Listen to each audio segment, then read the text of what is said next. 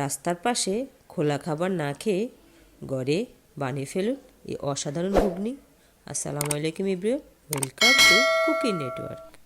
5-6 ঘন্টার মতন এই মটরগুলো আমি ভিজিয়ে রেখেছি।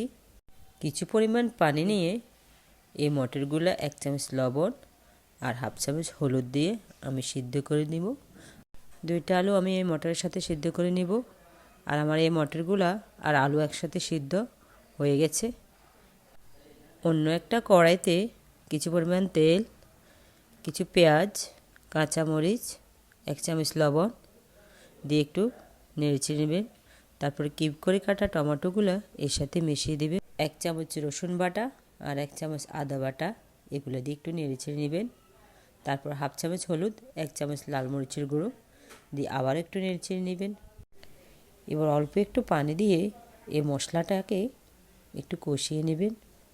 এবার সিদ্ধ করা মটরগুলো আমি এই মশলার মধ্যে দিয়ে দেব।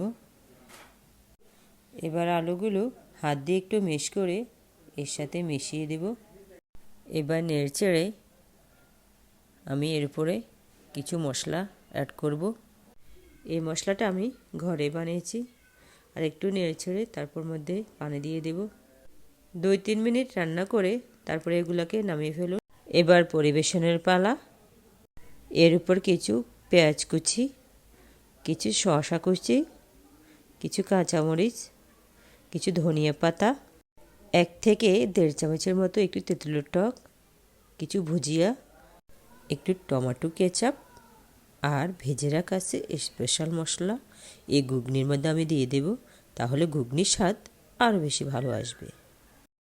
আমার এই চ্যানেলটি যদি সবার কাছে ভালো লাগে অবশ্যই আমার পাশে থাকবেন।